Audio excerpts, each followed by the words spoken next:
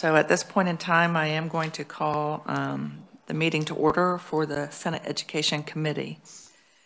And committee, I did tell you that we were going to start with budget recommendations, and then we would move on to our hearings. But I am actually wanting us to do budget recommendations. I want us to work on a couple of our bills so that our three committee members can get back to their other committee. So at this point in time, we are waiting for the printout. We made a few minor modifications to what I shared with you yesterday with regard to dyslexia. We will have that copy as soon as that gets down here. So I'm going to start off with the School for the Deaf.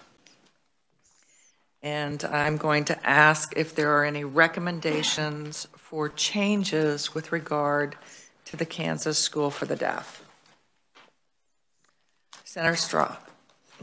Madam Chair, I'm sorry, this is not for the School for the Deaf, but where can we find those budgets? What days were they on? Are they all listed in testimony for today? I believe you have your hard copies. Yes, but I didn't bring my papers. I tried to do most of it online here. Is it easy to tell me which day of that? Okay, that's what I needed. Thank you.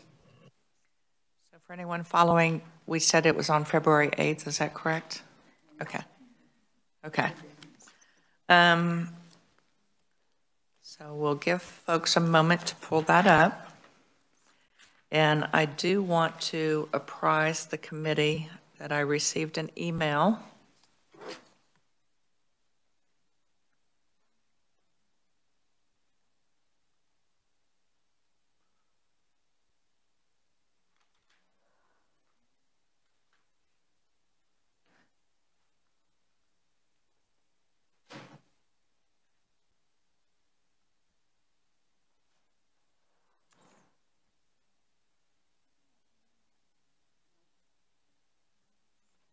I'm sorry, here we go.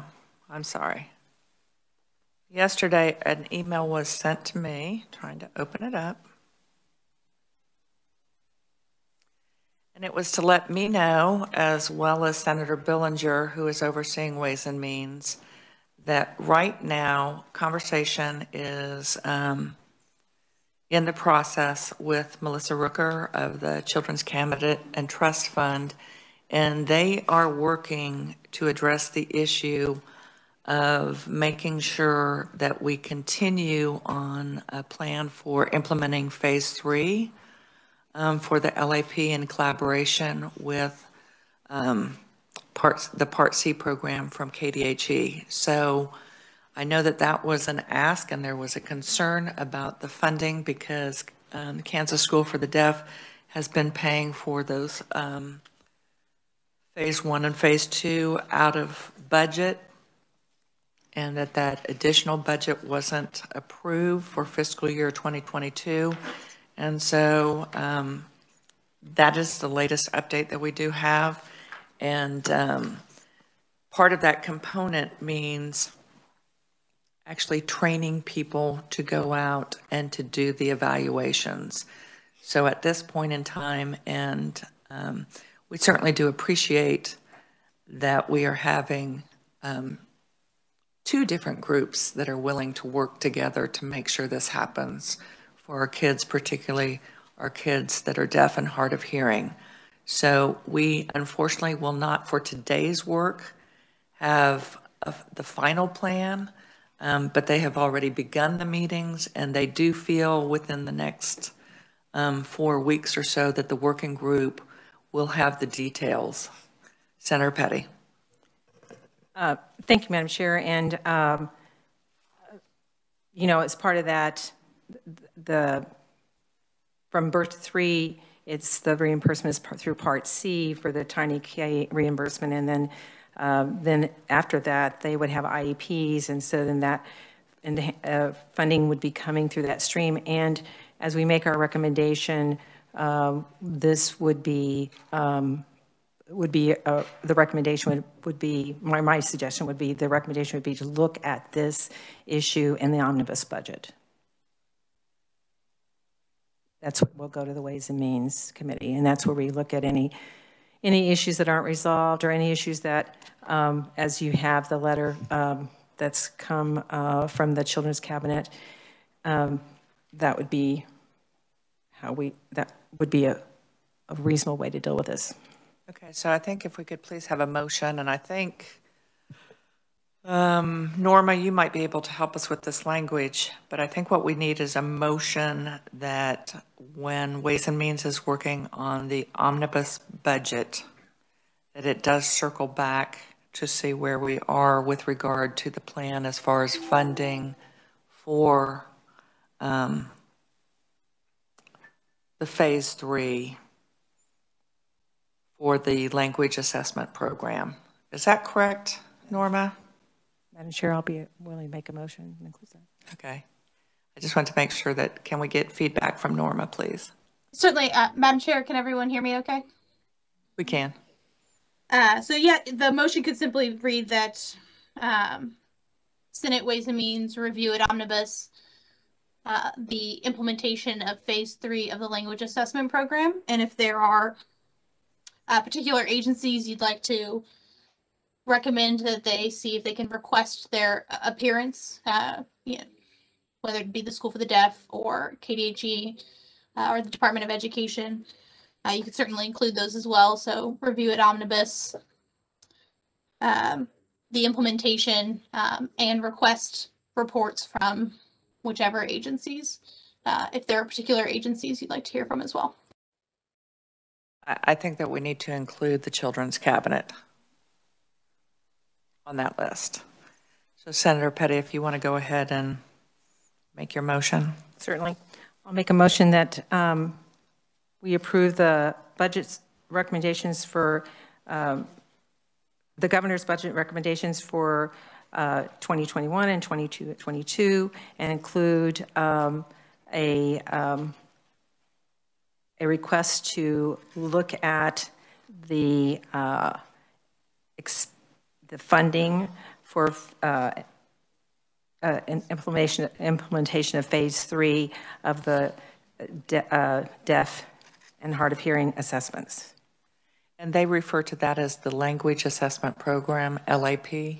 Sorry, the Language Assessment Program. That's fine. Okay, so we have a motion from Senator Petty. Madam Chair, this is Norma. Yes. Could the maker of the motion just clarify that the request is that Senate Ways and Means review at omnibus the funding of the implementation of phase 3 of the language assessment program? Thank you. I would amend my motion that Senate Ways and Means review, which I cannot say, at omnibus, the assessment funding. Additionally, Madam Chair, I apologize. If there are specific agencies, so the Children's Cabinet, that this committee would like Senate Ways and Means to seek information from, that can either be included in the motion, or of course, Senate Ways and Means can simply choose to ask the agencies to come in and report on it. I think it would be appropriate that we add the Children's Cabinet as well as the Kansas School for the Deaf. Well, I think the Department of Education, because IEPs are through the Department of Education. That's fine. Add the Department of Education as well. Certainly, Madam Chair. So if I might just clarify the motion real quick. The motion is for the governor's recommendation with the request that Senate Ways and Means review the implementation of phase 3 of the language assessment program at omnibus with information from the Department of Education, Children's Cabinet, and School for the Deaf? I think it would have to be funding for the implementation of phase 3. Funding for implementation. Sorry. Thank you. And we have a second from Senator Dietrich. Is there any discussion at this point in time? All those in favor, please say aye. Aye. Opposed? Motion carries unanimously. Now I'd like us to transition to this school, Kansas School for the Blind. Madam Chair, I'll make a motion to pass out the governor's budget recommendations for 21 and 22 for the School for the Blind. Is there a second? Okay, I'm sorry, I have a second. So I have a motion from Senator Petty and a second from Senator Sykes. Is there any discussion? All those in favor, please say aye. Opposed? Motion carries unanimously. Now, committee, we will move to something that might take a little bit more time, but we are going to move forward.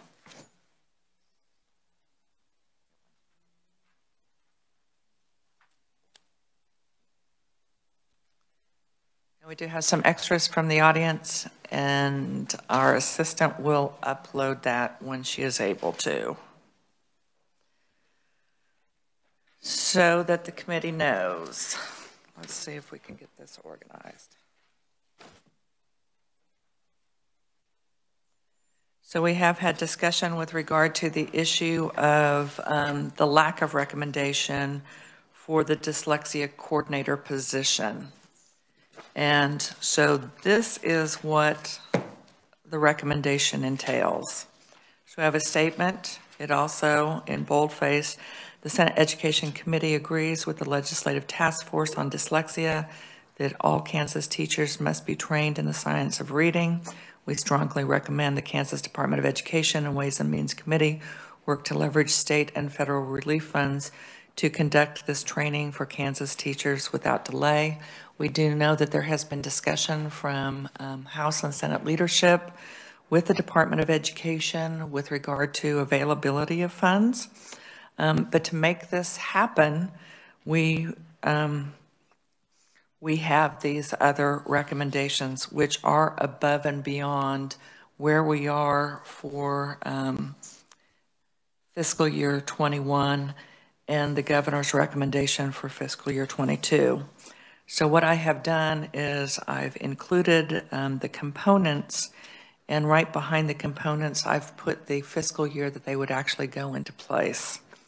So the first one is the Dyslexia Coordinator position. I have down for fiscal year 2022 because we know that whole budget process will take a period of time. Even with the department posting the position, when we have a national search, it will take time to determine who to bring in to be interviewed and for that actual placement. So this position would start as early as July 1, 2021, which is the start of fiscal year 22. It may be later.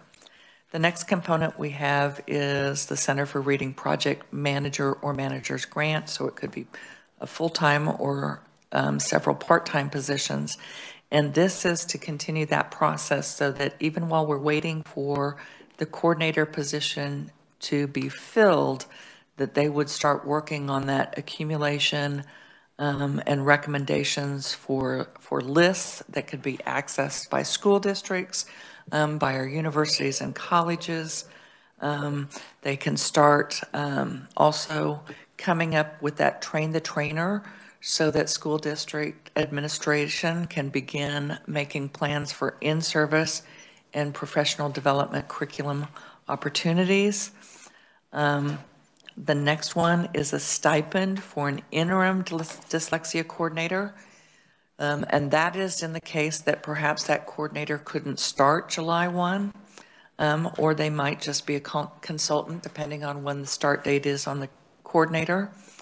And so that would include some funds from fiscal year 2021, as well as funds from fiscal year 2022. And the reason we're putting the fiscal year there is because, just as a reminder, these items are not in the recommended budget for fiscal year 2021, of which honestly we're 3/4 of the way through. And then the last one is that implementation grant. So that the committee knows, I have been in communication. In fact, we've gone back and forth and have talked at length with Dr. Craig Dunswander. And we know that currently in the Department of Education, there are 28.2 vacant full FTE, full-time equivalent positions. So those are positions that perhaps haven't been filled this fiscal year, or someone retired or left the Department of Education, and they haven't been filled yet. That simply means that what was budgeted for those salaries, as well as wages and benefits, have not been expended. With regard to these, my ask of the Department of Education is those funds that they haven't expended, rather than doing end of fiscal year spending, waiting to do hiring until we start fiscal year 2022, or posting the position, hiring the individual, but them not starting until July 1, 2022. Would they be able to find a reduction within their current fiscal year 2021 budget that has been approved, but is in our column? Could they find within that budget to fund the two positions, so the project manager's grant as well as the stipend, for these remaining 4 months of fiscal year 2021. And I'm not sure if Craig is online, but he did say that for the purposes of our meeting today, that yes, they will be able to fund that for fiscal year 2021. That those positions that haven't been filled, that they haven't posted and hired yet, they have the funds to cover for 2021. He cannot project out what portions that they might be able to cover for 2022, but that's entirely a possibility. So as an example, the Dyslexia Coordinator position we have at $100,000 for fiscal year 2022. If they do not hire that individual, if that contract does not start until perhaps September, we have 2 months of that $100,000 salary that was not paid out. So they have some flexibility there. And he knows that he can offset that for other items that are within this proposal. So I wanted to give, first of all, the committee the assurance on that we have done that due diligence, and that they absolutely intend to cover any of the 2021 expenses that are in this proposal. So we do have support with regard to the Department of Education with this. The chairman of the State Board of Education has seen this and is supportive. We have talked to multiple folks. There has been all kinds of phone calls and interest with regard to the grant for the colleges and universities. Now, there has been some concern about it is prescriptive. And if you look at the first bullet of the implementation grant, which is on the back page, the award goes to those schools of education that have made that transition to only the science of reading, instruction, and training in the elementary education curricula. And that would be that they are ready to start that instruction with that change in curricula for August 2021, which is the first semester of the fiscal year 2022. There is concern that that is prescriptive. I have assured them that that is in line, in keeping with what the State Board of Education had voted on. The only thing that is different is this is an earlier start date. The colleges and universities have another year and a half to get this implemented. So again, this is urging them not to wait. And the reward for not waiting and implementing ahead of schedule is they would have some funds. And it would be up to the schools of education. They might decide to give a stipend to the teachers that perhaps worked over the summer to get that curriculum change. It is not a mandate. So colleges and universities that want to wait for the later deadline are able to. This is the reward for not waiting. And so when I have talked, I've had a conversation with 3 different universities and have told them you make your determination at your university at the pace. But if you do not comply with what the Department of Education has already approved, then we will be talking about different issues, and it won't be grants or rewards. So everyone understands it, and they also understand that it's not this committee that's talking about that change. That has come from the State Board of Education based on the recommendations from the Dyslexia Task Force. So the language has come from those two groups, the task force as well as State Board of Education in their approval of the timeline. I'm going to pause right there, and are there questions about this? Yes. Thank you, Madam Dietrich. Chair. Thank you. I've had a few of those phone calls as well. Right. So, all of a sudden, they're very interested in what's happening in this committee. but you know what? That's a good thing. It is. They're paying attention. Yep. And I do appreciate some of the things that the colleges and universities are doing. They sent me a list of some of the trainings and how they've reviewed their curriculum.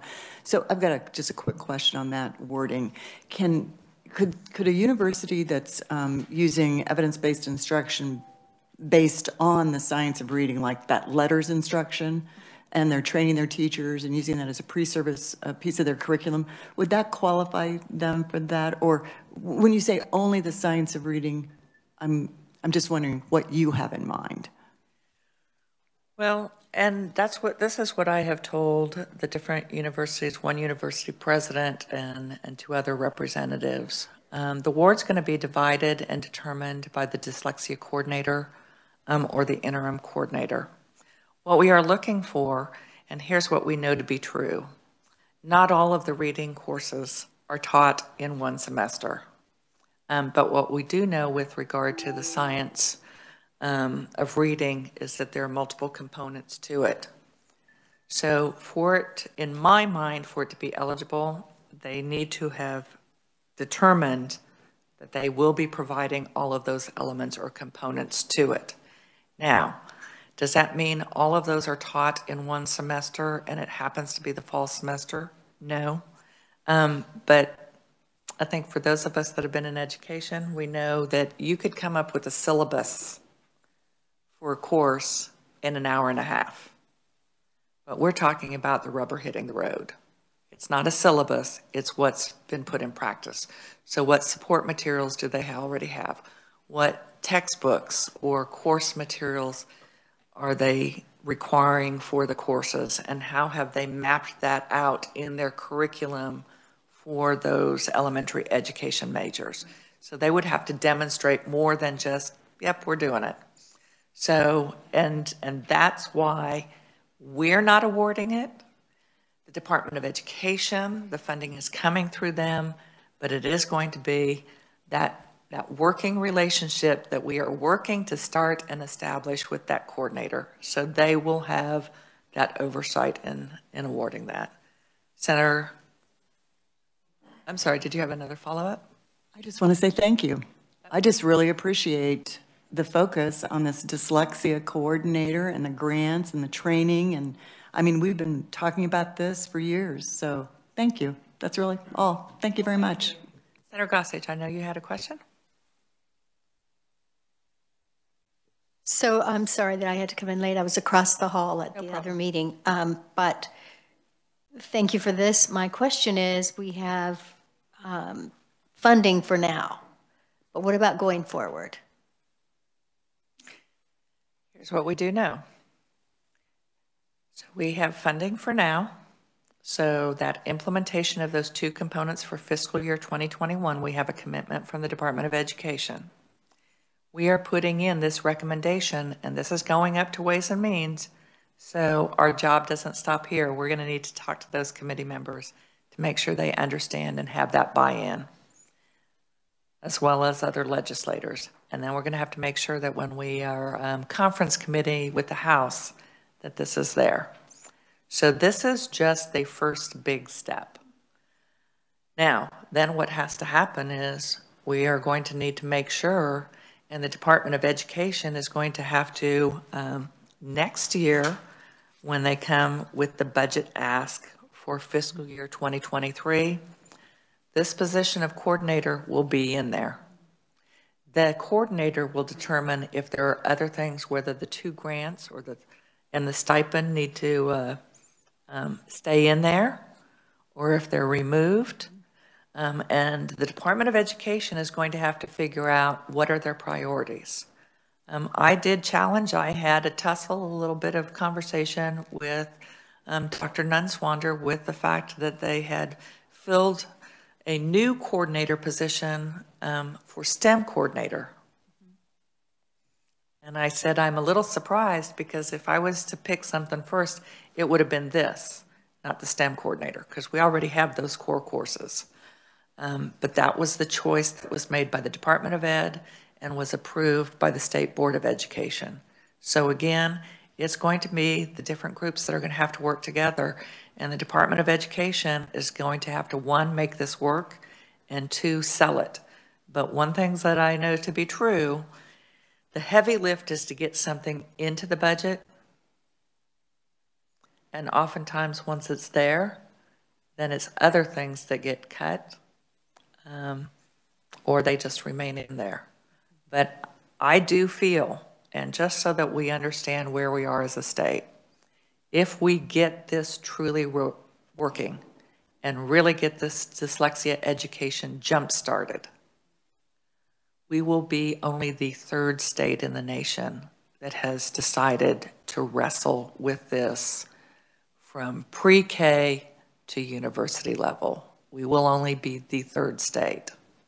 So I feel that as it ripples out, as parents see the change, as teachers see the change, as universities see the change, they will be on board with this. Thank you. Other questions? Yes, Senator Petty. Thank you, Madam Chair. And as those of us who've been in education, we know this is just one more important tool in the toolbox. I am concerned, there are a few concerns I have, and I know that they probably have kind of others from universities. And one of them is when you refer to the State Board of Education, that, and we really haven't talked about this in relation to the whole thing with dyslexia, but that the State Board of Education didn't approve those revised standards until the fall of 2020. So they haven't been in place. So I think it's important for the committee to think about in relation to universities getting programming up and running and staff trained. And I received emails from Emporia. I'm not a graduate of Emporia, graduate of KU, but I received from Emporia about their science of reading. They are in the process of their graduate and undergraduate program. They do have, and I haven't had time to check with other of our other regions institutions, but knowing that, you know, Emporia is often considered our lead education institution, they do have staff that are getting training, that are getting a certification.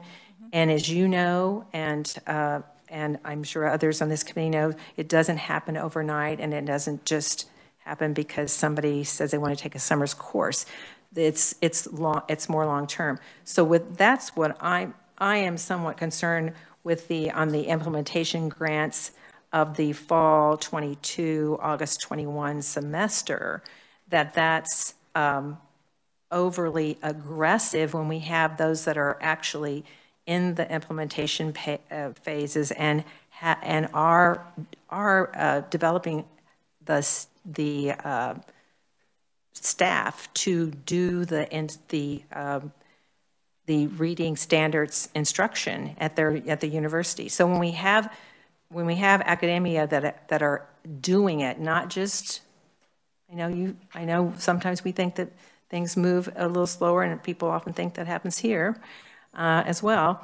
But when we have them doing it and they're sharing information about what they're doing, it does cause me concern that we want to have good programs and we want to have them implemented well, and not, as you brought up early, to feel that it's being any way punitive, that there's a punitive action that's in place because they're not moving at a certain speed.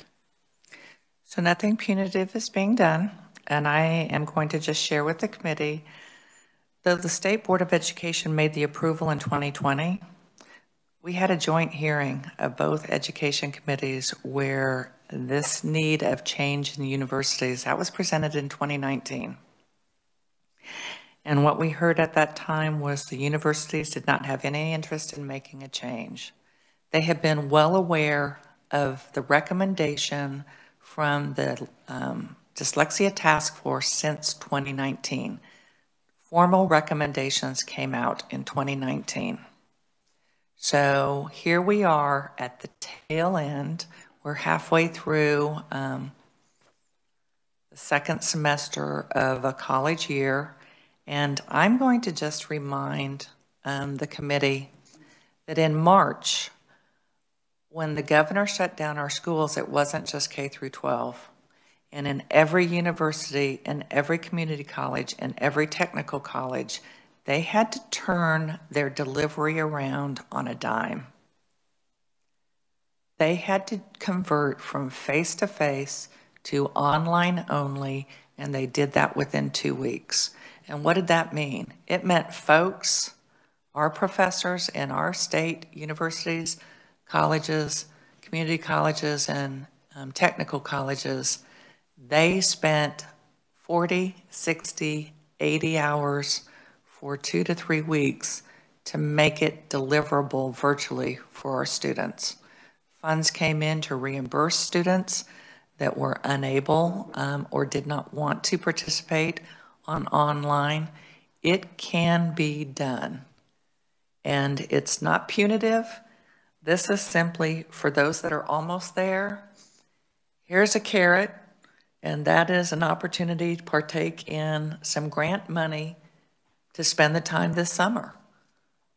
It recognizes that the state legislature is serious about this, and we will continue to be watching. There's no penalty for any college or university that doesn't implement until the deadline that the State Board of Education has made.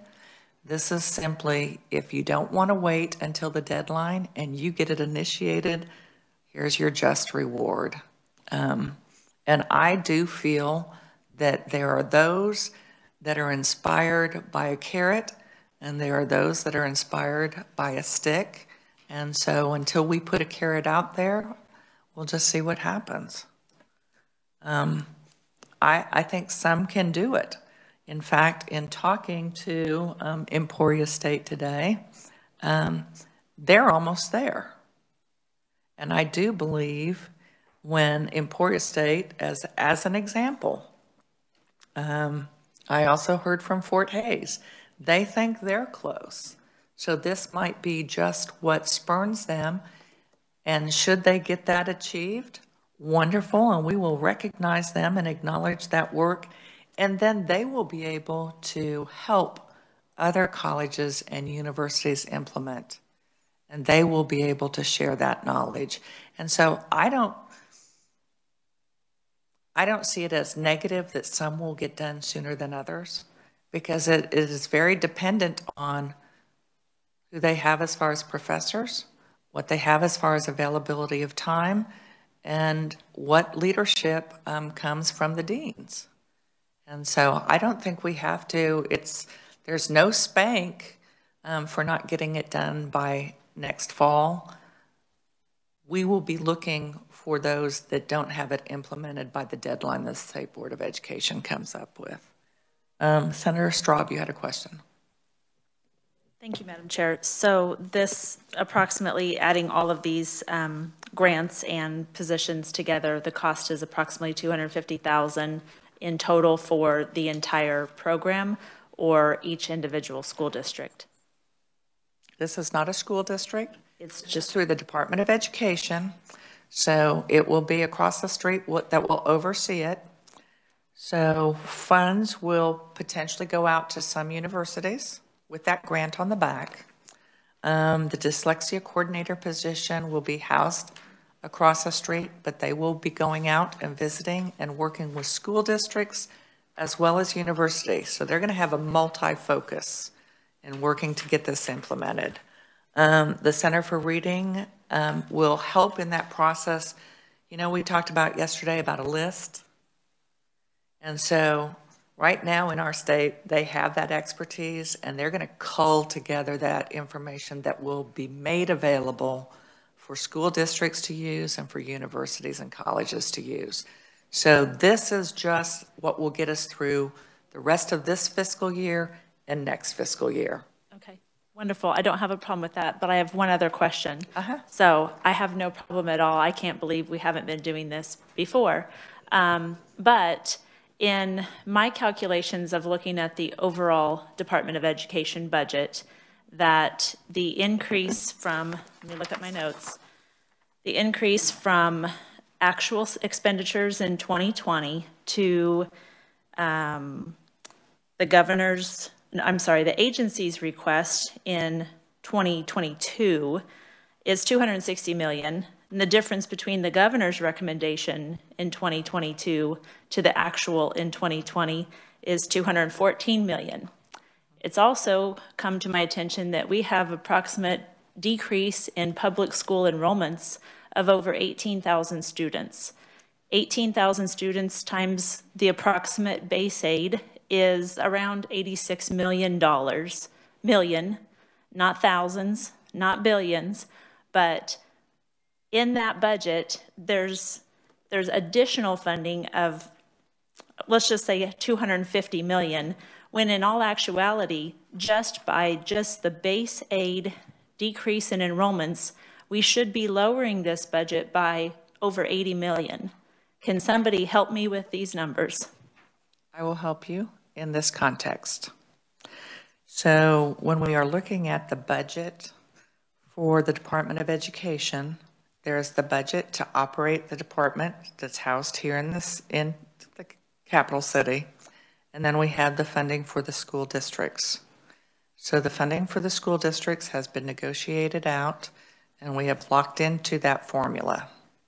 So the increases that you are seeing are really not so much what's happening across the street as far as increases, though there are very modest pay increases. But what you are seeing is, and we've talked about this before with regard to school funding, that what they receive, what schools receive this year for funding is based on last year's enrollment. And next year, it's pretty much baked in there. It's going to be based on whatever was the highest of the 3 prior years. So this year, you're right, it's 18,000 fewer students. We could make a change to the funding formula, but what we have heard from the Attorney General is that will take us right to another across the street, and that is going to be the state Supreme Court. Now, are there things that could be done with regard to school funding? There are. We are still working through that and determining that, but we are not ready to make a recommendation. One of the things that we did here in legislative post-audit was reserve funds, unencumbered funds, and that of every one of the schools that they audited, none of them had a policy about funds being in the reserve. So one of the things that we could look at is giving some guidelines to what those levels of reserves can't be more than this, can't be less than this, because we don't want them to be in a position where they couldn't keep their budget moving forward. We can look at transportation and transportation that wasn't utilized because schools were closed. So those are things that we can talk about and we will talk about, but it's not something that right now in this budget we are even close to ready to address. We haven't even figured out KEMA yet. But this is something that is going to take a lot of attention, and I'm not ready for us to end up back in the courts again, because that wastes money every which way. So that's why you're seeing that difference and that increase. And another portion of that is, and we'll get a copy if distributed, if it hasn't been uploaded, But we did receive from the Department of Education where they showed how what the 20 mills, how that continued to not only grow, but in the last 2 or 3 years, it has jumped significantly. And so we will discuss if there's a way to approach that. I know in the House, they have talked about clawback, and so we may be seeing that bill coming to us. And so we will have hearings on that. And when we get done with turnaround, we will continue to have hearings with regard to what is and isn't happening in our schools. One more question, then we're going to move on to 1-2. Thank you, Madam Chair. And just for the record also, none of the COVID relief funds are included in these numbers, correct? They are not, and I will urge the committee to go back and look at that. It was very startling to me, the amount of funds that had not been drawn down yet. And what we do know, different agencies drew those funds down so that they could shift funds from this fiscal year to next. That hasn't happened in education. So next I have Senator Gossage, and then I have Senator O'Shea. Senator Gossage. Just back to this, if I may. And that is, I know you've put an awful lot of time in this, and so if I have other people, being a logistics person, I'm trying to get it down to Adam, my son. And I'm saying, how will this dyslexia coordinator, which I'm totally for, and this curriculum, which I read about it online, by the way, it sounds great. We're getting away from the full language immersion, whole language approach, back to phonemes, which is where we should have been in the beginning. And so as we look at that approach, I would like to see us somehow, whether that's in committee or in some of the work that you're doing, how does that affect the Adams of the world? How does that affect the dyslexic child in the classroom? Does that do anything about reducing the class size of kindergarten, first and second? And how might we actually see a difference? Because you can take a teacher and you can train her in and have her go take a couple of classes. She feels, oh, wow, this is a great approach to reading. But, you know, if she's got 25 first graders, that's really not going to do what we want it to do. That was my point. Thought I would bring that up. So I will simply share with you, thank you for the question. I think that yesterday's hearing on at-risk funding is very important, because if you go back and read through that again, one of the key changes is that it allows at-risk funding to be used for training and professional development. So it can pay that teacher to get training in the summer. It can pay for that professional development during the school year. It can pay for all of those materials that they haven't implemented. Also, it will allow them, for those reading specialists that already have this training, to hire those individuals. Right. But again, so that they're getting those specific services.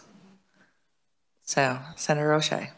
Thank you, Madam Chair. I just wanted to encourage everyone to ask their counties. I asked one of my counties about the COVID-specific funds and what were their plans to draw down everything, and some of them have more flexibility where they can take them they have more time to take them, but also part of it was when the reporting occurred. But I just thought that was good. That's a good thing to ask our counties, and something feasible we can do to help hold them accountable as well. Thank you. And we do know that there's a significant amount of additional money that's going to be coming this way from the new legislature. And I will tell you that I have received many phone calls saying, so what's the legislature doing on oversight for that for schools? And at this point, we do not have that authority to oversee how they spend, because it is dispersed to the school districts. And quite frankly, that is why we do have the statement in here with regard to if there was a time to use those funds to help us move forward. Doesn't require, but it would allow them to use that as well. Senator Petty. I think that's a good point, but we also will have more information as this session goes on about, because we do, at least a little bit of information that I know at this point, we do know that this new round of funding is going more directly to the sources and not as much through the state. So whether it's the schools or whether it's your county, maybe you heard about money that's coming for, you know, through transportation, but it's going to be used, can be used within your counties for specific things. So that's the other thing with the school funding. I think we have to keep in mind that the funding that they did receive was pretty prescriptive for how they could use it, depending on which. So, you know, if they got it from their county that came to them, it was still prescriptive for how they were able to use it. Senator O'Shea. Thank you, Madam Chair. I wonder if it's just possible for us to ask for, I don't know, just some examples of how they used it or ways in which they found it to be most helpful, just so we had an idea of where we thought that was happening. And maybe that's something we each individually do with our districts. I think that we will have that again when we get back from turnaround. I think that we will also have, I think that the Department of Education can give us examples, and I think we need to do it by school sizes. 1A, 1, 2, and 3A, 4A, 5A, 6A, because those have been very different in how they have applied them. Yes?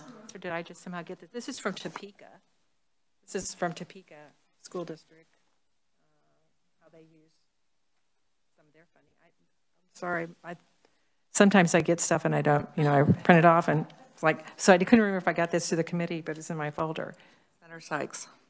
Thank you. I would say I have requested all of that information from my school districts and have very descriptive plans of how they have used it and what they will be using it for. And then as we look at those additional funds that are coming, there is a maintenance of effort in that. And I know there's lots of discussions with the State Board of Education, Department of Education, of how do we manage this too. So there are lots of great conversations going. Madam Chair? Yes. This is Norma.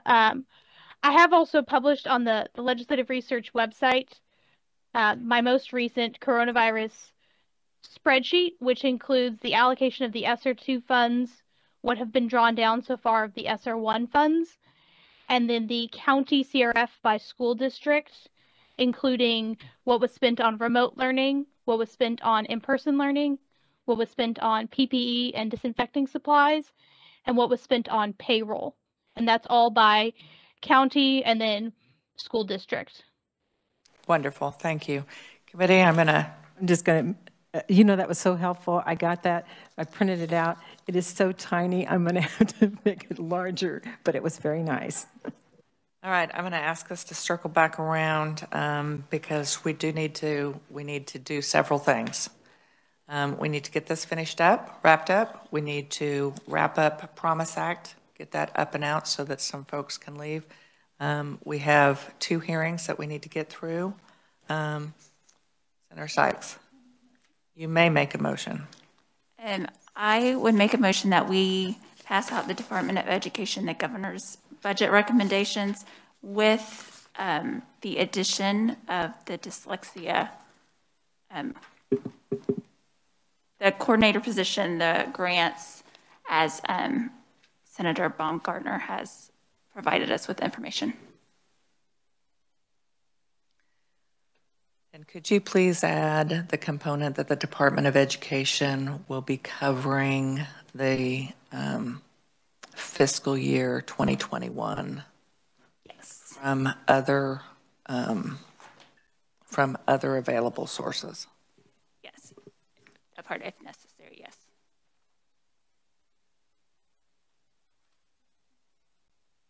Norma, did you get that? Yeah, Madam Chair, I was actually going to just clarify. So for fiscal year 2021, so it would be GovRec with the 250,000, I believe, for the various dyslexia positions, or just the dyslexia coordinator position and the project manager grant. So just that 180,000. The 2 items for fiscal year 2021 are a portion of the project manager's grant and the interim coordinator. Okay. And that would be from within existing resources. For fiscal year 2022, is it the same as fiscal year 2021? And would that be state general fund or just a funding source for clarity? Funding source, but for 2022, and we have a printed copy for you for 2022, that will include the dyslexia coordinator position, as well as the implementation grant and the remaining responsibilities for the project manager grant and the coordinator or consultant. Sorry, Norma, I was trying to do that, but I had this sheet and you didn't have that one with the dates. No worries. And just for clarity, so for fiscal year 2022 would be state general fund monies, or would the State General Fund. okay. So we have a motion from Senator Sykes. We have a second from Senator Dietrich. Any other discussion? All those in favor say aye. Opposed? That motion passes. I will make one last request, and this does not go to Ways and Means, but it is a request. We do know that that there was a cut with regard to the Teacher of the Year program, and my request is that our Kansas Association of School Boards and that KNEA would work together to see how they might be able to support and fund and continue that program. So it's an ask, and we hope that, and I will talk with Mr. DeSetti as well. So we will have Mark and Mark try and make that work for us. Committee, we are done with our budget recommendations. I appreciate that hard work. I do want us to move to the Promise Act. You were given your draft copy of that yesterday via email. It was the copy that the reviser had given us that had, this is what the portions that had been struck and the portions that had been amended. Are there any questions for the reviser at this time with regard to the Promise Act?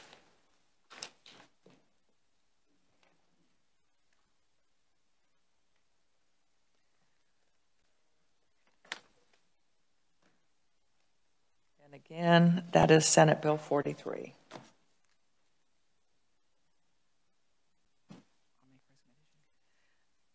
Senator Petty. I'll make a recommendation that we pass out Senate Bill 43 as amended, favorable for passage. Thank you. Before we move forward, our reviser, does this need to be substitute for Senate bill? Because I believe we have 6 or 7 amendments. I can change that. that. That is the will of the committee. If you look through that document, usually one of the criteria that we use when recommending a substitute bill is if the bill is difficult to read with as many amendments that were adopted. So it's completely up to you. Senator. I'll amend the motion to make a substitute for Senate Bill 43 and recommend it favorably for passage. Thank you. Do I have a second? Second from Senator Sykes. Is there any discussion at this time? All those in favor say aye. Oh, I'm sorry. Did you have your hand up? I didn't see it. So, Senator Gossage. Thank you, Madam Chair. We ran out of time last time, but I just want to state that I will not be supporting this bill.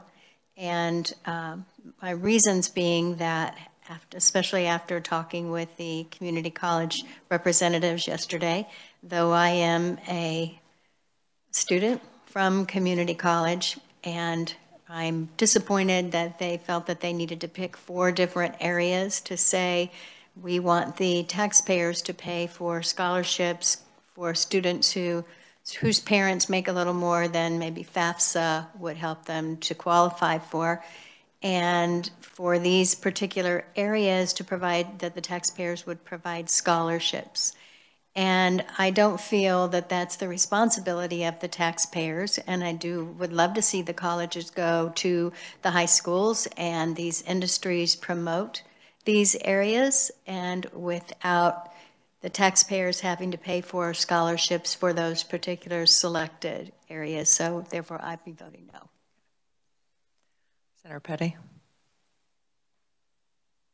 Okay. So we are back on the vote. All those in favor say aye. Opposed? Okay. Did you want your vote recorded? Okay, so we have a no from Senator Straub and Senator Gossage. Was there another no that I missed? Okay. So Senate Bill 43, substitute for Senate Bill 43, the Promise Act does pass out favorably. Yes. You can. And I just want folks to know, in our committee, if you vote against something, that's fine. When it goes on to the floor, if you want to share that with the caucus prior to or on the floor, that's fine. But if you want to explain, that's fine. And really just to share, thank you, Madam Chair, for those listening, it's not that I don't support technical colleges or our community colleges. I absolutely do, but I agree with Senator Gossage in that just by choosing these 4 particular programs, we're choosing winners and losers. And you know, some of our community colleges focus on different programs than those that are listed here. And I just believe in providing equal opportunity to all students. So I don't want to discriminate and pick and choose programs or pick and choose by income. Thank you. Thank you. We'll obviously address some of those issues if it gets above the line on the floor. I want to move on to Senate Bill 62, which was the vision screening bill. We had no opposition to that bill. We had some questions about implementation that were addressed in the committee. And again, that is to systematically make it so that on set years, this is when all of the kids in our schools would be screened. Do I have a motion on Senate Bill 62? Madam Chair, I'd be happy to make a motion that we pass out Senate Bill 62 favorably. Okay, do I have a second? I wonder if we could send it to the consent agenda.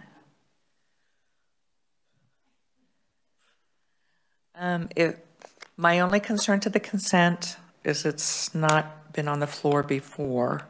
It has kind of a multi-prong, but I will leave that up to Madam Chair, I'm somewhat uncomfortable with that. I think I would just like to Second. pass it out, favorably. Thank you. So I have a motion from Senator Dietrich, a second from Senator Petty. All those in favor say aye. Aye. Opposed? Senate Bill 52 passes out favorably. Sorry, 62. Thank you. I was looking at my next one, Senate Bill 51, which is the foster care report card. That again is to codify into law. Senate Bill 51 is the foster care report card bill to codify into law. This was a bill that was passed by the Senate last year. It was, I believe it was 38-1. And it did not pass out of the House, but it was then bundled during one of our emergency legislative meetings, and it did pass out of the House and the Senate, but it was vetoed by the governor. But then a month later, she did take that bill and the language from the foster care report card and made it an executive order. And what we are doing by the passage or moving this bill out of committee is it then allows us to make it law, so it doesn't matter who's the governor. It would take the entire process to have that stricken down. Senator Gossage? Madam Chair, I move that we pass this favorably out of committee.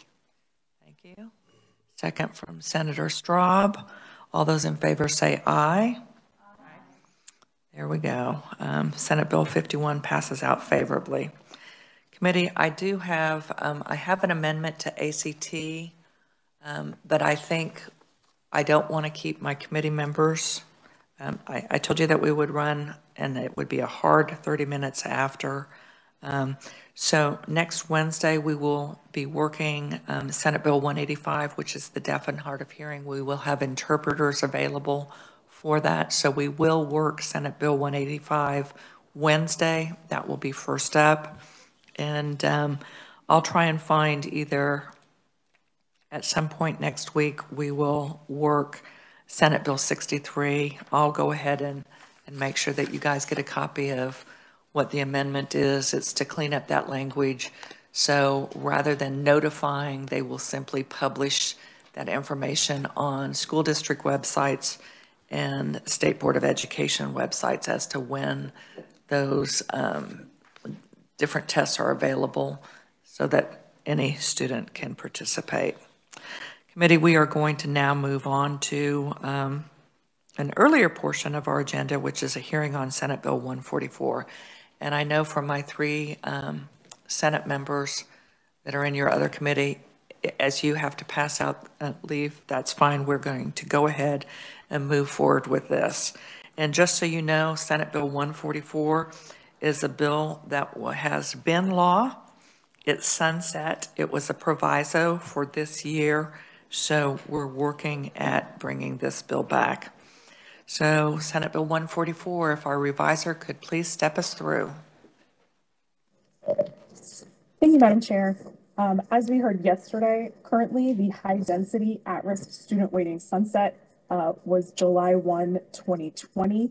Senate Bill 144 would remove the sunset on that waiting, which would have the effect of making that waiting permanent, in so much as statutory provisions can be permanent.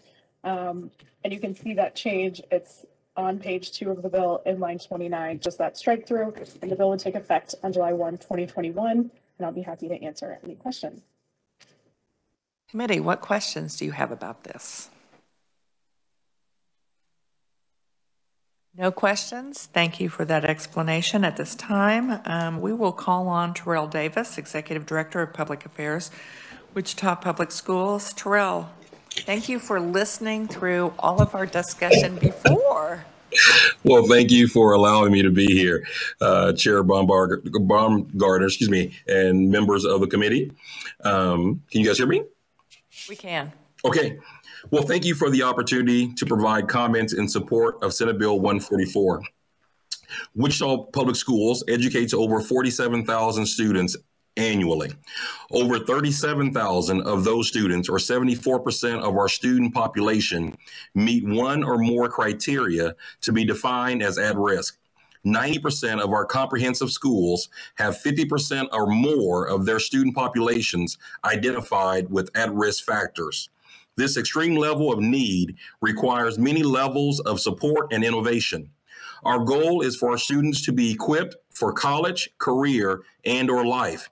And with that in mind, and with the reality that so many of our students enter school with academic deficiencies, trauma effects as identified by ACEs, social emotional struggles, language barriers, and poverty obstacles. Please note that I did not say all of our students, but many of them. To use a baseball analogy, many of our students are coming up to bat with 1 or 2 strikes already. And I am happy to say that with the support of high-density at-risk funding, we are able to provide these students with the needed staff, supports, interventions, and exposure to dream, believe, and to achieve. 3 out of 4 Wichita Public School students meet the criteria considered at risk. When the percentage is that high, you have to focus on all students, and it is hard to separate 1 in 4 from the supports provided. We currently use at-risk funding to provide smaller class sizes, programs for students from K to 12, intervention programs in both ELA and math. We have extended day and extended school year programs. We have developed partnerships with local churches and organizations to provide tutoring in needed communities and impoverished neighborhoods outside the school day. Students are provided the opportunity to go to a local church and find a certified teacher there to help support them. We have developed and maintained a homework hotline where you can call, FaceTime, or log into a Teams call to receive help with your homework, Monday through Thursday. In fact, we are currently implementing 52% of the total 256 strategies outlined in the KSDE approved list of evidence-based programs.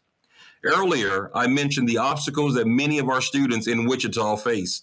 And some of you may wonder, what motivates our team members? The teachers, staff, administrators are dedicated to educating all of our students, especially those who come to us with 2 strikes. We stay because we see academic movement in students and because we experience students like Maria and Dejiana, 2 of my former students who I was blessed to work with while at Truesdale Middle School, one of the poorest schools in our state, and at one time, one of the lowest performing schools. Both. Just lost you if you want to pause.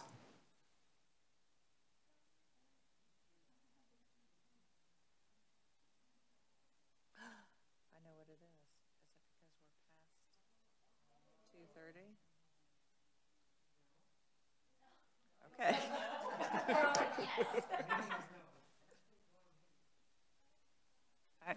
I don't think he hears me. Hello, Terrell. He doesn't hear us. Here's Okay. Yes? Okay.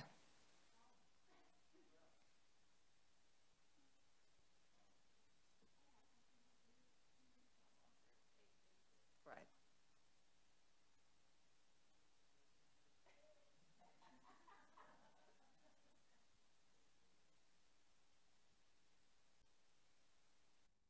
He's not going to answer the call because he is reading.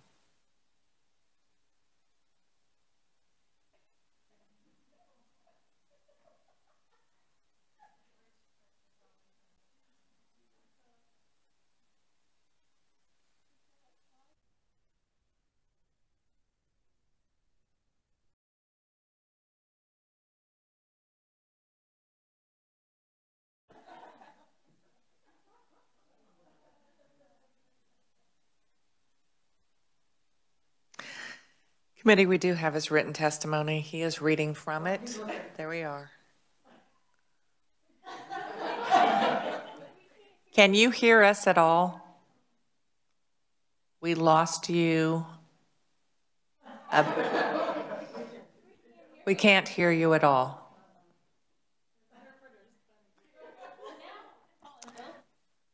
But we have your testimony, so I think we're okay. Okay. Answer your phone.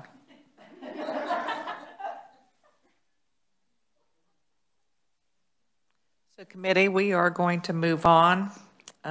We have in-person testimony from Mark Tallman, Associate Executive Director, Kansas School Board Association. I will be happy to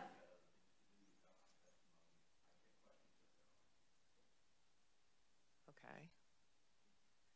So you are the only one that actually can address questions. So committee, do we have questions with regard to this bill? I'm sorry. Yes, Senator Brady, Mr. Brady.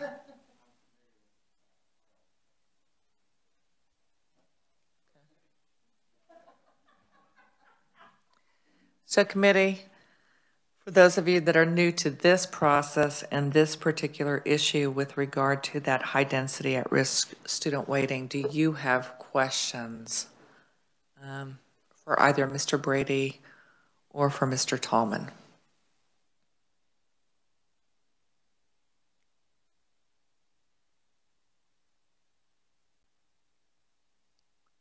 Senator Straub.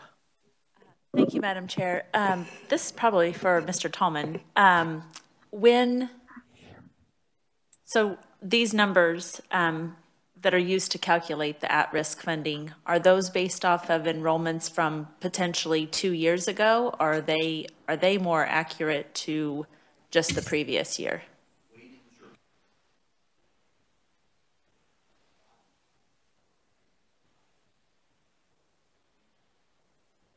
I'm sorry, the weightings are adjusted in the current year. And so that changes every year. Good question, great question. Any other questions with regard to this? I am seeing none. Committee, I do want to remind you that we have 10 pieces of proponent written-only testimony. Most of it is coming from superintendents. They want to see that we do maintain the high-density at-risk funding. I am going to quickly ask, and I'm hoping perhaps JG can help us. The question was posed the other day, how much is the funding for the high-density at-risk weighting as well as the at-risk weighting? Can you tell us those numbers again? You cannot, because we can't hear you. That's because I hadn't started talking yet. Now we can hear you. Okay. The high density at risk was about almost $55 million. I don't have the at risk number handy. I'm gonna see if I can find that real quick. Okay. And that's actually, I was thinking that we heard it was 311 million. That sounds about right. Is it 310 million? Okay. If we can just before we, or if we can have that information before we work this bill, that would be helpful. And maybe if we could see just a look at this year and 4 years prior, just that breakout, what was high density and what was at-risk funding. I think that would be helpful. Yeah, we'll get you that for the previous 4 years and then what we have projected. Wonderful. Thank you very much. Sure. Committee, yes, go ahead. Senator O'Shea. Thank you, Madam Chair. Not sure who my question's for, but as I understand it, a lot of our different weighting factors are constants, and this is one that always has to come up. And so this would just be putting it in place a little more consistently. Is that a correct assumption? The request is for this to not have a sunset. That may be something that as we work it may have a sunset. It just is going to be the will of this committee and then what goes to the floor. But we are addressing it this year because we were unable to get it passed last year with COVID, and that's why it was put in as a proviso. But one of the reasons that we have sunsets is so that we actually do revisit and see if we want to make changes or keep a bill as it is. But yes, the request is to remove the sunset. Seeing no other questions, we do not have opponent or neutral testimony. We will end the hearing on Senate Bill 144, and we will move into the hearing on Senate Bill 93. And we will call on our revisor to share with us requiring the allocation of sufficient school district monies to improve academic performance of underachieving students. So welcome back, revisor. Thank you. Senate Bill 93 relates to the allocation of school district money and the improvement of student academic performance. Current law requires the Board of Education of each school district to conduct an assessment of the educational needs of each school in the district, and the information from that assessment is used when the board prepares the school district's budget. Senate Bill 93 would amend that law to state that the information obtained from that needs assessment shall be used when preparing the budget to ensure improvement in student academic performance. Additionally, the bill would require the school district budget to, quote, allocate sufficient monies in a manner reasonably calculated to have students achieve the goals set forth in KSA 723218C, which is the statute that contains the Rose capacities. And if that language sounds familiar, it is the language from the Kansas Supreme Court's Gannon 1 opinion test for constitutional adequacy of the school finance formula. So that is where that particular language comes from. The bill would take effect upon publication in the statute book, and I'll be happy to answer any questions. Committee, do you have questions for the reviser? Seeing none, we'll move on, and we have proponent testimony today from Mike O'Neill, Kansas Policy Institute. Thank you for being with us again. And would you please start with sharing us the news from, was it our committee hearing 2 days ago about a change that has occurred with the list? Yeah, I was going to give you an update. As you'll recall, the chair asked that Heidi Zimmerman with the Legislative Post Audit and I get together because there was maybe a little misinformation. The list that Legislative Post Audit was talking about with this evidence-based practices was a list that was generated about 18 months ago. Since that Legislative Post Audit study came out, they came up with this alphabetized list that you saw yesterday, perhaps. And Heidi has confirmed in a memo that you should be in your inbox, but maybe you haven't had a chance to look at. She confirmed that this alphabetized list is new. She did also indicate, though, that she's got some concerns about the list because the list includes such things as Saxon Math, Edgenuity, and Fuel Education, which are all general education programs. So she is still concerned that this list are not true at-risk programs. During the testimony, the committee learned that a program like JAG-K was not on the list. As of 1:30 yesterday, JAG was not on this alphabetized list, and it won't be in your attachment. As of 2:36 yesterday afternoon, JAG has been added to the list. And so just in case anybody was wondering if anybody was listening to the hearing yesterday, obviously we know that somebody was, and that has been updated. But it's still probably a list worth looking at because of the concerns that LPA has.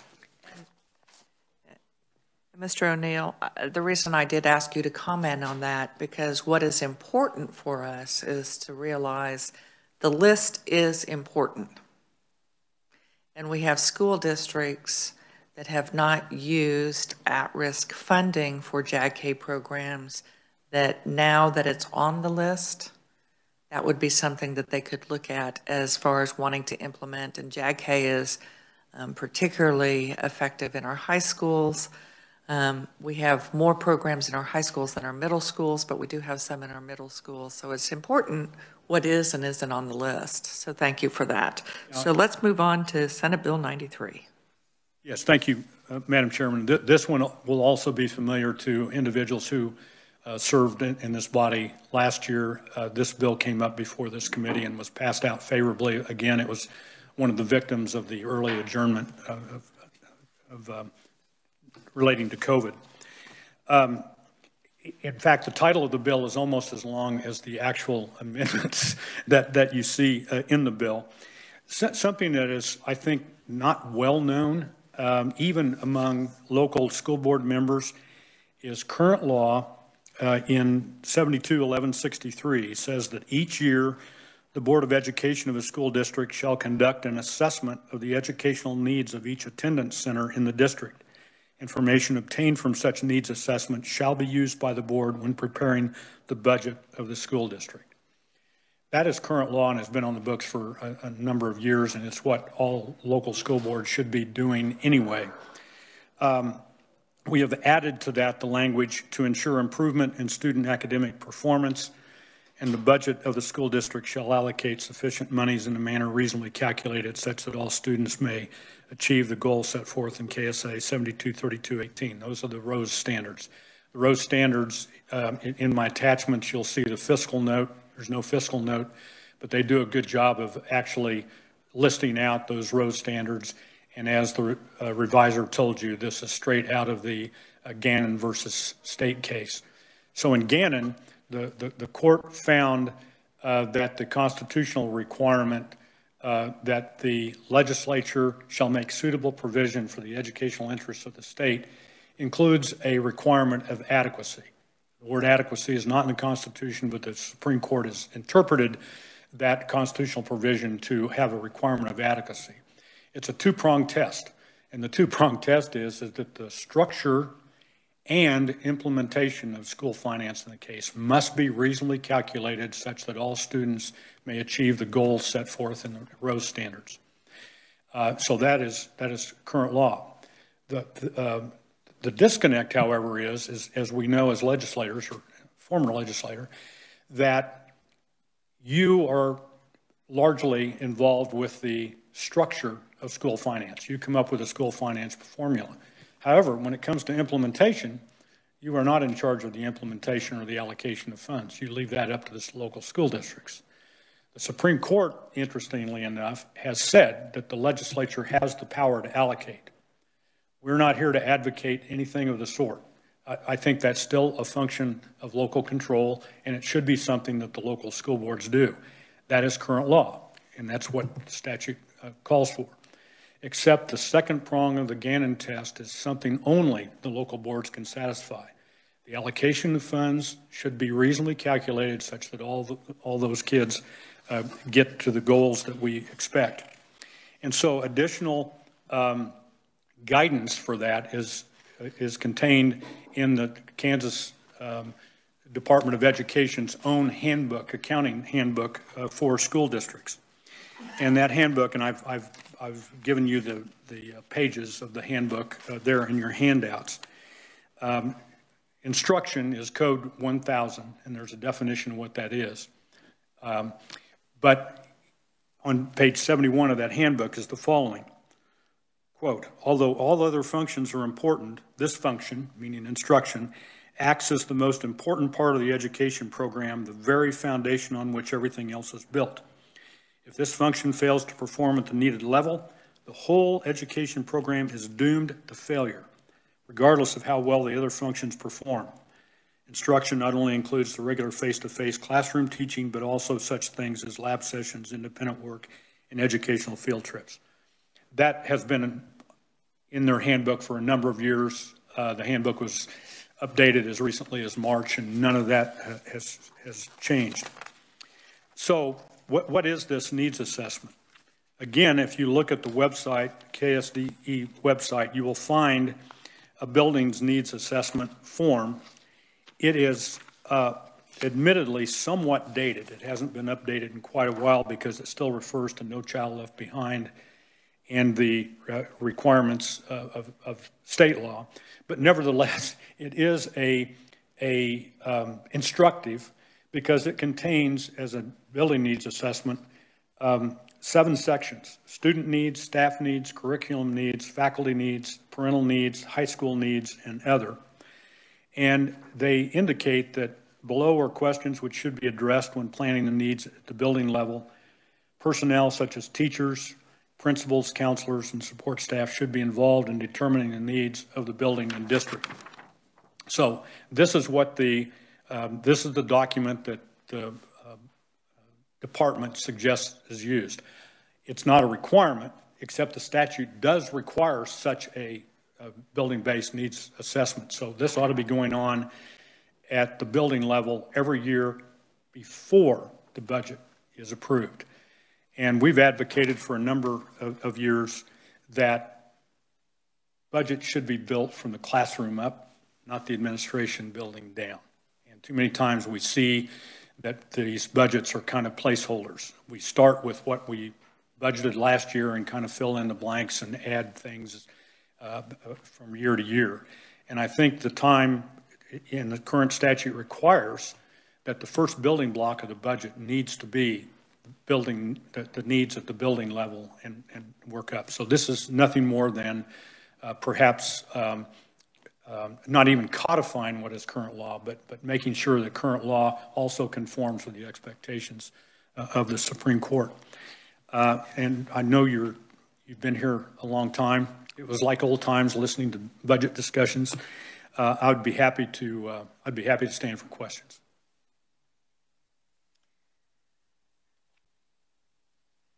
Senator Sykes, then Senator Straub. And I think before you answer that, it might be helpful, because we do have new members on this committee, if you would simply share your legislative background. I don't think that we assume people know, but could you please share that with us, Mr. O'Neill? Well, when I came into the legislature in 1985, my hair was a different color, if that's what you're getting at.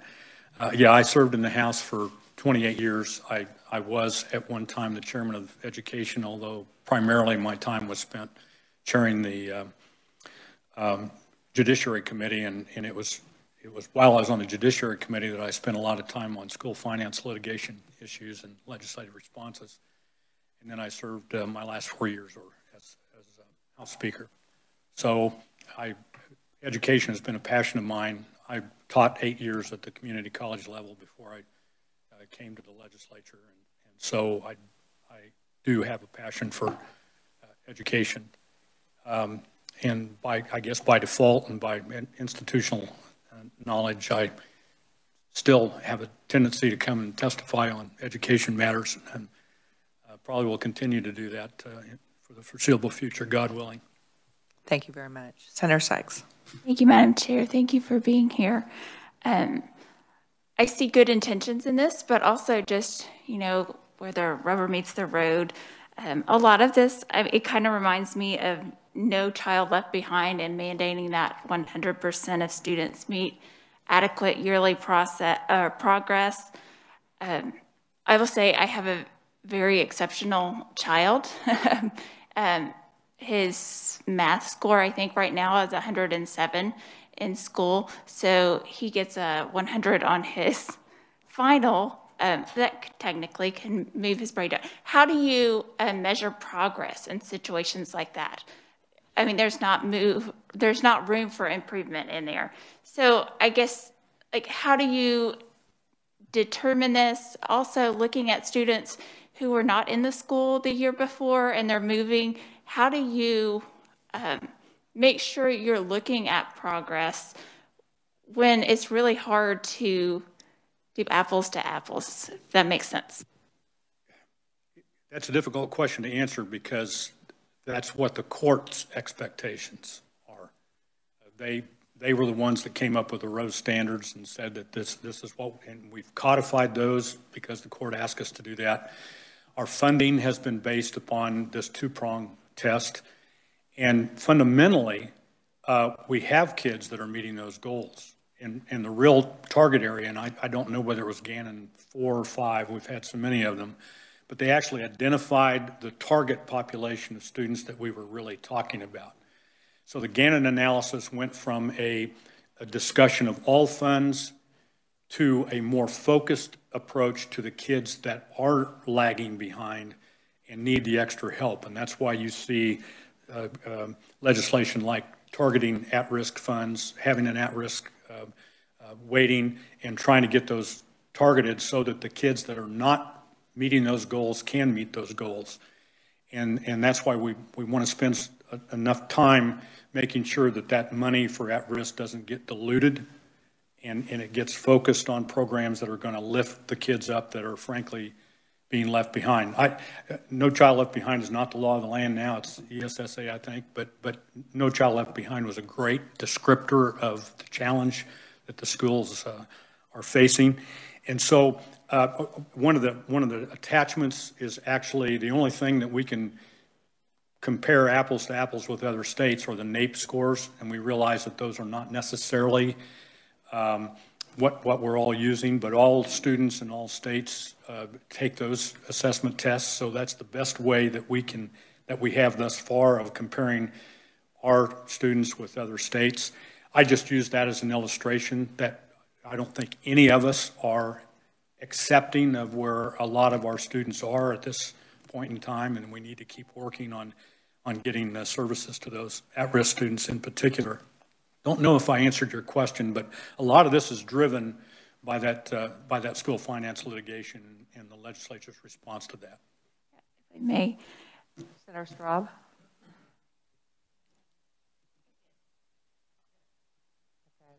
We'll go back. Go ahead and ask the question, and then we'll come back to Senator Sykes. Thank you, Madam Chair. I appreciate your testimony. And are we using, so it's my understanding our Kansas state assessments are specific to Kansas only. They're not used in any other state. Is that correct? Yeah, we have our own set of assessments, but everybody takes the assessments that NAEP tracks, and Mark would probably be a better conferee on the specifics of that. And so these needs assessments are based off of those scores. Is that what you're saying?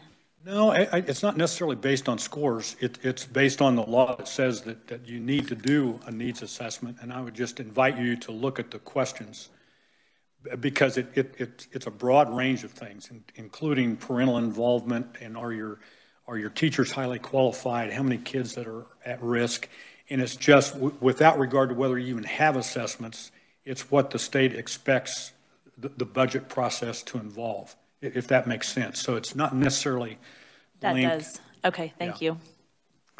Senator Sykes, followed by Senator O'Shea. Senator O'Shea. Thank you, Madam Chair. How do we enforce this? One of the things I thought about doing is actually having the legislature require that the needs assessment be posted. We do a lot of we've had a lot of transparency pieces where if the school does something, we have them post as like a summary of their budget or whatever. And so literally the needs assessment contemplates answers, specific answers to questions, how many kids are at risk or whatever. I gave some thought to saying, okay, not only should you follow current law and have the needs assessment, but let's have the public be made aware of that by posting it on the website. I didn't, but that would be up to the committee. But frankly, just to be real candid about this, we still talk about school finance litigation. This is one of the few sessions where we haven't had school finance litigation pending. So far, the dollars amount that have been appropriated have been found by the court to be constitutional. But there's always that risk that if you do something that somebody construes as being less than what you promised 2 years ago, you could be back in court. The struggle for the legislature when they're in court is that they have no control over the second prong of the Gannon test. And so this definitely makes it clear that the local boards have that responsibility. We can't guarantee that there isn't going to be litigation, but if there's going to be litigation, let's talk about everyone who's responsible for the allocation of resources such that every child has the opportunity to meet the goals set forth in statute. Senator Sykes, did you have a question? Okay. Thank you very much. Next up, Madam Chair.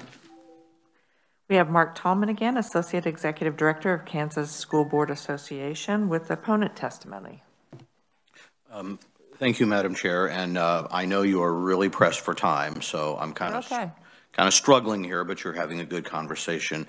So with the respect to the previous speaker, for whom is a much, much younger and less gray lobbyist I used to lobby, I will say I'm a little flummoxed, because if the only testimony we would hear about this bill was what he just gave, then we might be on the same side as we were yesterday, kind of shockingly, because I don't think any of our members disagree with this intent. I think he has agreed that this doesn't direct how dollars have to go. It is sort of a reminder of what's important to boards. Now, I will say I've worked with a lot of school boards in many years, and I don't know a single board that doesn't think when they write their budget they're trying to improve student achievement. But that's why they run, that's why they get elected, that's why their communities support them. We appear here today as an opponent, and we struggle with this only because the conversation often goes to the direction of what you may have heard as the 65% to instruction. And we disagree with that.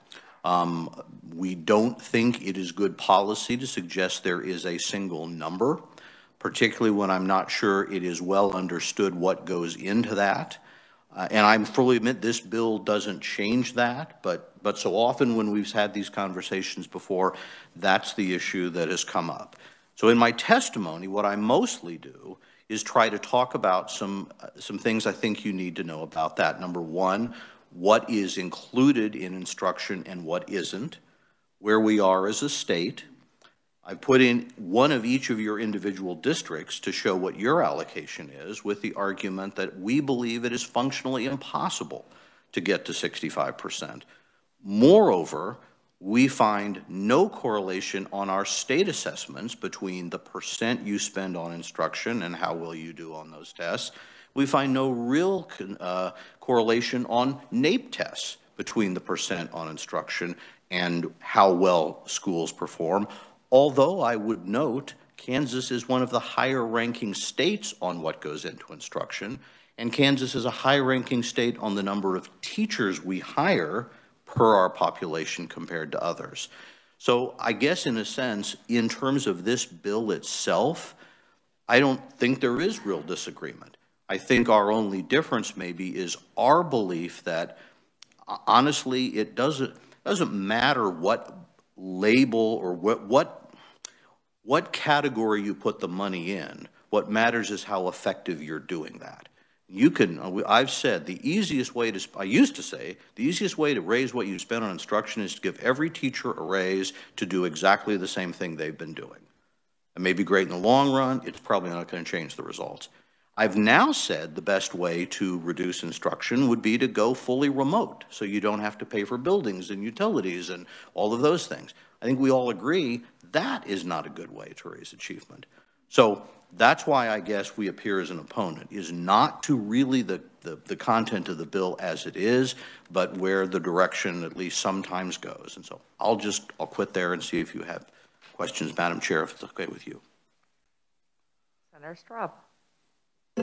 Thank you, Madam Chair, and thank you, Mr. Tallman. It seems that many of the school board meetings that I've either listened in on seem to focus on maintenance of buildings and vehicles and whatnot, and much less of the conversation is actually about the instruction of students. So I would say that this bill seems to be just that, a reminder to school boards that you're not just here to maintain a school. The purpose of education is to educate the child, not to provide for buildings and jobs and buses and whatnot. So I do think that it's important to keep that in first and foremost is the education of the children. So thank you. I absolutely agree with that. I guess my question would be, how many of our school districts, we have 286, how many of those are using zero-based budgeting, where they actually are building the budget from ground up? It has never been my experience, at least at the K through 12 level, that has been the approach, but rather it has been, here's what we budgeted in prior years, this is the revenue we anticipate coming in, how are we going to divvy that up? So could you talk to us a little bit about what do you, now that all school districts are members of KASB, what percent of your districts would you say are using zero-based budgeting? Is that a training that you provide for them? We don't provide training on budgeting. I think we let the Department of Education be responsible for that. I doubt many school districts would be that formal, and I think most school districts, and I will honestly say my experience are much like the legislature. You start with where you are. What is the staff you have? Who are the teachers coming back? What buildings do you have and how you have to operate them?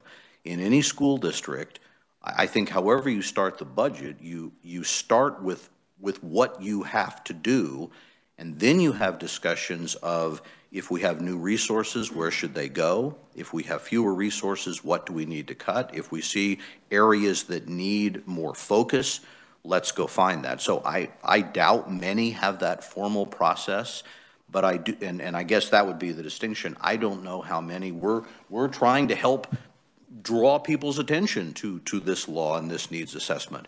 So I'm guessing that many boards may not formally do a needs assessment, but I think, you know, they hire superintendents, they hire staff, they hire business people, and it is a months-long process to do assessment of what they think the district needs. So I think I will circle back and take it from another direction. It's been my experience that administration, typically the superintendent, it might be the business director, prepares the budget. That is then given to the board to approve. So what instruction or guidance or training does KASB provide for school board members on how to evaluate when you are looking at a budget? Because unless folks have been responsible for budgeting in a work experience, their budget has been limited to what they do at home. So what training does KASB do with regard to, okay, 6 or 7 school board members per school board? These are the kinds of questions to ask. These are the things to look at. This is the information you should want to have so that that end goal actually is achieved. Well, one thing to note is our training is only available when it's requested or people come to it. Again, and I'm not directly involved with that. I don't think it involves a lot of budgeting per se. It is very much around things like district goals, your student achievement goals, your strategic vision for the district. A lot of our work is trying to help boards and their leadership team identify what are the goals you need to have to get better, to improve your achievement and other community values. How then will you set those out as goals? And then your job as a board is to assign to your administration to be the ones that come up with the implementation plan, whether it's through budget, whether it's through policy. We see that role, the distinction. The board hires the professional staff, gives them the vision, gives them the goals, expects them to bring those back.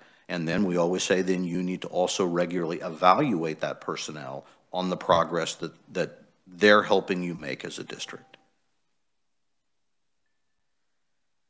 Senator Dietrich. Thank you, Madam Chair. And Mr. Tallman may not be knowledgeable of this, not that you're not knowledgeable of many, many, many things, but there is training offered through Kansas Association of School Boards for our board members. And there's a book called The Key Work of School Boards, and it talks about the different components of their job, evaluating curriculum, instruction, staff, negotiating contracts, managing the budget. And at the end of each section, there's a questionnaire for you personally as the board member.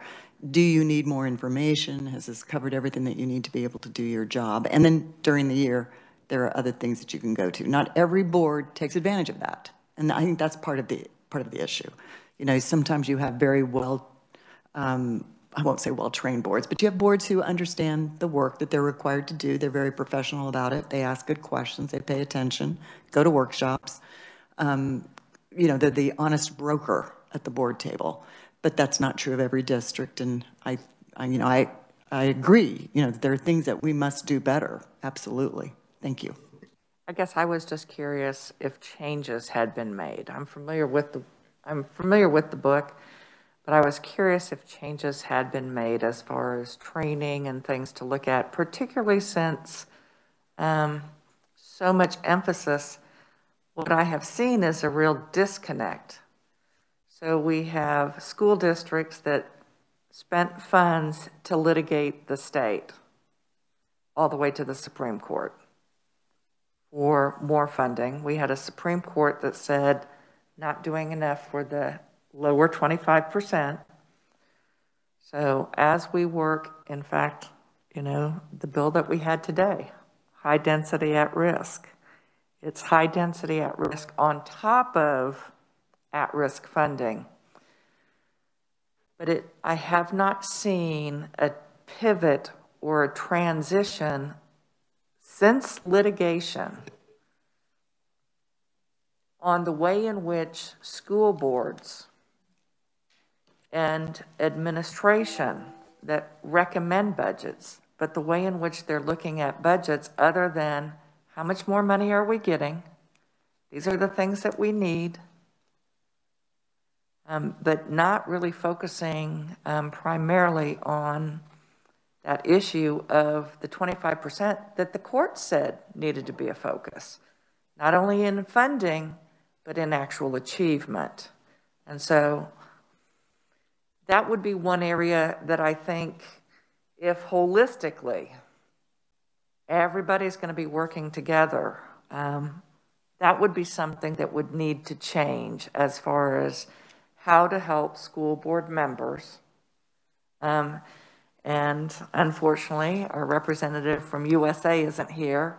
How to help superintendents focus to that issue of what the courts have addressed. Because what I hear locally and what I have seen from school district after school district, it's just about what did the courts decide we need to receive as far as funding. Little focus on what it is we in our school district need to achieve with that funding. And we are going to need a whole lot, just like, you know, the heavy lift we're trying to do with dyslexia. It hasn't been the school boards that came to say we need this. It wasn't the teachers that came to say we need this. It was parents. Certainly hasn't been the universities. It's been parents that have been very frustrated. And we're seeing frustration now bubble up in other areas, and that is the way in which education hasn't been delivered this year. All of us want to think it's a one-off, but the impact of this school year, I've heard many people start to refer this school year as the lost year because of the loss in face-to-face and in learning. And we had some of that last year to the extent that the graduation requirements were reduced so significantly. So that would be something that I would like to see, that we have that buy-in in the future, and that will require some different types of training for this. These are some things that the courts have said have to be focused on. I don't want to prolong, Madam Chair. I completely agree with you. I can only tell you from I think our perspective, our staff, our board, there is very much a focus that one of our key responsibilities is increasing student achievement. You can't achieve student achievement without, number one, we hope helping all children, but particularly those who are falling behind. A focus on equity to recommend that some are not there. And that is why we support the state board's new accreditation focus, the Kansas CAN outcomes. I was listening to you, I was trying to go through what charts I had. I don't have one that I know where we've done a breakdown of the new money since Gannon by fund, and how much of that has been expended from like at-risk funds, how much from bilingual, how much from special education. So now, again, part of that's because you directed it, and we have no objection to that. So there is data that shows since Gannon where districts have put those new dollars, and I believe it has been heavily weighted in those areas as it should have been. With regard to budget, and we did hear this in from the legislative post-audit, and I addressed that briefly earlier in today's committee meeting, with regard to limits of what is left in unencumbered funds. Has KASB looked around to other states? Because we heard in post-audit that of those school districts that they looked at, none of them had guidelines for you should always have at least this much reserve. So that's the bottom level, but probably isn't prudent to have above a certain amount. Do you know if your organization has looked to other states to see with regard to that? I have not looked into what other states might have done. I do know that at one time, for a number of years, there was a cap, a percentage cap on contingency funds, and that cap was raised several years with our support. It was then, and it might have been during the Mr. O'Neill's speakership, that was taken off, which we were happy to support. But at that time, we were not really advocating that. Now, that's only one fund, I would say.